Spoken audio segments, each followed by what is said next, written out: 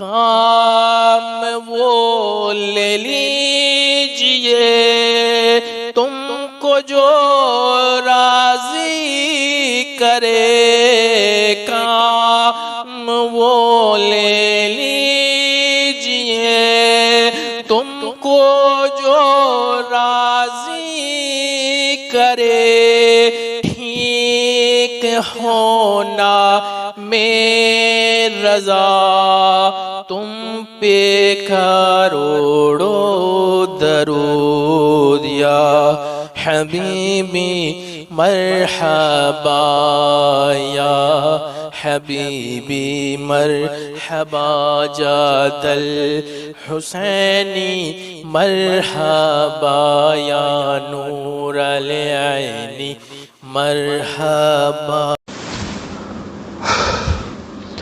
اعوذ باللہ من الشیطان الرجیم، بسم اللہ الرحمن الرحیم، لا الہ الا اللہ محمد رسول اللہ، صلی اللہ علیہ یا رسول اللہ، صلی اللہ تعالی علیہ وسلم، نور من نور اللہ۔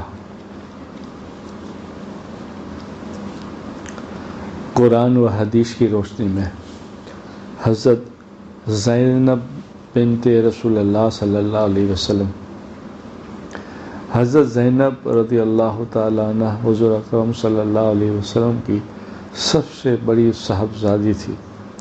وہ نبوت سے 10 سال قبل حضرت خدیجہ رضی اللہ تعالیٰ عنہ سے پیدا ہوئی۔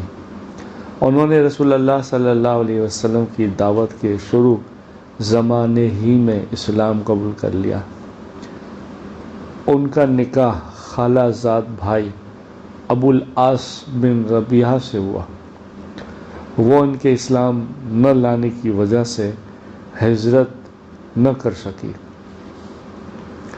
غزوہ بدر میں کفار مکہ کے ساتھ یہ بھی قیدی بنائے گئے۔ سب نے اپنے قیدیوں کو چھڑانے کے لیے فدیہ بھیجا تو حضرت زینب رضی اللہ تعالیٰ عنہ نے بھی اپنی والدہ حضرت خدیجہ رضی اللہ تعالیٰ عنہ کا دیا ہوا ہار ابو العاص رضی اللہ تعالیٰ عنہ کو چھڑانے کے لیے فدیہ بھیجا۔ جب اس ہار پر رسول اللہ صلی اللہ علیہ وسلم کی نظر پڑی تو حضرت خدیجہ رضی اللہ تعالیٰ عنہ کی یاد اور ان کی محبت کی وجہ سے آنکھوں میں آنسو جاری ہو گئے، اور صحابہ رضی اللہ تعالیٰ عنہ کے مشورے سے طے پایا کہ اس شرط کے ساتھ ابو العاص کو بغیر فدیہ سے رہا کیا جائے کہ وہ مکہ جا کر حضرت زینب رضی اللہ تعالیٰ عنہ کو مدینہ بھیج دیں گے۔ چنانچہ ابو العاص نے شرط کے مطابق اپنے چھوٹے بھائی کے ساتھ انہیں مدینہ روانہ کیا۔ مشرکین نے مکہ کے راستے روکنے کی وجہ سے ان کو زخم لگا، جو وقتی طور پر تو اچھا ہو گیا، مگر ان کی ہجرت 6 سال بعد زخم پھر ہرا ہو گیا، اور اسی زخم کی وجہ سے سن 8 ہجری میں ان کی شہادت ہو گئی۔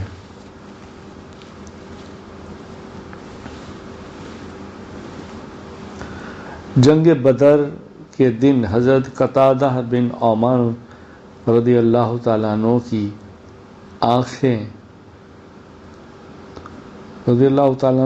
آنکھ میں تیر لگ گیا، جس کی وجہ سے خون و رخسار پر بہنے لگا۔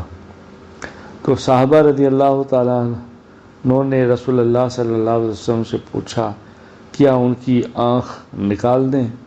تو آپ صلی اللہ علیہ وسلم نے منع فرمایا، اور حضرت قتادہ رضی اللہ تعالیٰ عنہ کو بلا کر اپنی ہتھیلی سے ان کی آنکھ کی طرف اشارہ کیا تو وہ اتنی اچھی ہو گئی کہ پتہ نہیں چلا کہ کون سی آنکھ میں تیر لگا تھا۔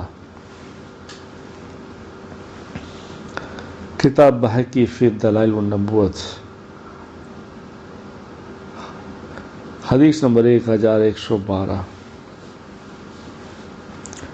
حضرت ابن مسعود رضی اللہ تعالیٰ عنہ کے پاس ایک شخص آئے اور کہا، ایک گھوڑا میرے پاس گروی رکھا گیا تھا لیکن میں اس پر سوار ہو گیا،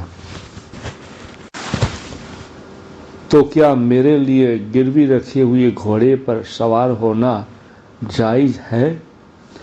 حضرت عبداللہ بن مسعود رضی اللہ تعالیٰ عنہ نے فرمایا، اس گھوڑے سے تم نے جتنا فائدہ اٹھایا وہ سود ہے۔ کتاب کنز الامہ، حدیث نمبر 15749۔ یعنی گروی رکھی ہوئی چیز سے فائدہ اٹھانا جائز نہیں ہے، اس سے بچنا ضروری ہے۔ قیامت کے دن ذلت و رسوائی سے بچنے کے لیے اس دعا کا اہتمام کرنا چاہیے۔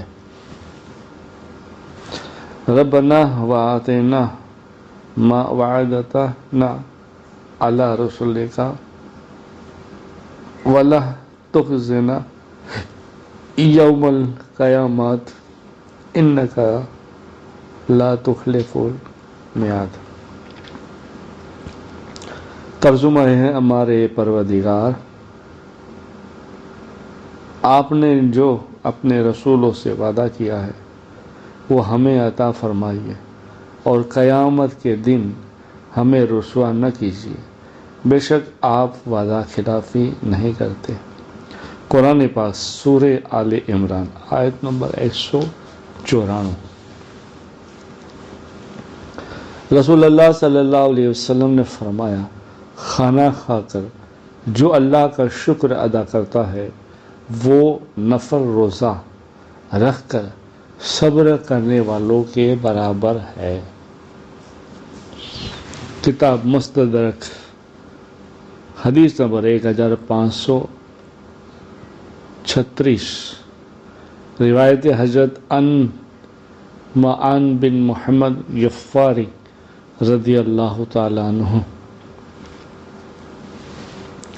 قرآن میں اللہ تعالیٰ فرماتا ہے، بے شک جو کافر ہو گئے اور دوسروں کو بھی اللہ کے راستے سے روکا اور ہدایت ظاہر ہونے کے بعد اللہ کے رسول کی مخالفت کی، تو یہ لوگ اللہ کے دین کو ذرا بھی نقصان نہیں پہنچا سکیں گے، اور اللہ تعالیٰ ان کے تمام اعمال کو برباد کر دے گا۔ قرآن پاک سورہ محمد آیت نمبر 32۔ قرآن میں اللہ تعالیٰ فرماتا ہے، سن لو تم ایسے ہو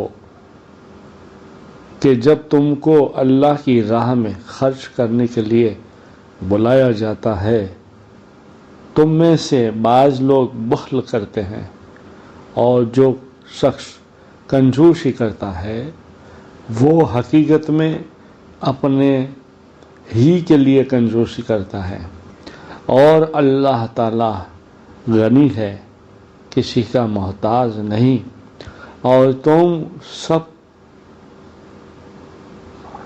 اس کے محتاج ہو۔ قرآن پاک سورہ محمد آیت نمبر 38۔ رسول اللہ صلی اللہ علیہ وسلم نے فرمایا، کوثر جنت میں ایک نہر ہے جس کے 2 کنارے سونے کے ہیں، اور وہ موتی اور یاقوت پر بہتی ہے، اس کی مٹی مشک سے زیادہ خوشبودار، اس کا پانی شہد سے زیادہ میٹھا اور برف سے زیادہ سفید ہے، اور برف جیسا ٹھنڈا اور دودھ سے زیادہ سفید ہے۔ کتاب ترمذی شریف، حدیث نمبر 3361۔ روایت حضرت ابن عمر رضی اللہ تعالیٰ عنہ۔ رسول اللہ صلی اللہ علیہ وسلم نے فرمایا، کھمبی من قسم میں سے ہے اور اس کا آنکھ کے لیے پانی شفا ہے۔ عجوا جنت کی کھجور ہے، اس میں زہر سے شفا ہے۔ حضرت ابو ہریرہ رضی اللہ تعالیٰ عنہ فرماتے ہیں میں نے 3 یا 4 یا 7 کھمبیاں لی اور پانی نچوڑ کر ایک بوندی باندھی آنکھ میں ڈالا تو وہ اچھی ہو گئے۔ کتاب ترمذی شریف حدیث نمبر 2068 اور 59، روایت حضرت ابی ہریرہ رضی اللہ تعالیٰ عنہ۔ رسول اللہ صلی اللہ علیہ وسلم نے فرمایا جب تم میں سے کوئی آدمی مجلس میں جائے تو سلام کرے اور پھر جی چاہے تو مجلس میں شریک ہو جائے اور پھر جاتے وقت بھی سلام کر کے جائے۔ کتاب ترمذی شریف حدیث نمبر 2706، روایت حضرت ابی ہریرہ رضی اللہ تعالیٰ عنہ۔ اللہم صلی علی سیدنا محمد نور الانوار وسر الاسرار وسید الابرار صلی اللہ علیہ یا رسول اللہ صلی اللہ تعالیٰ علیہ وسلم، نور من نور اللہ۔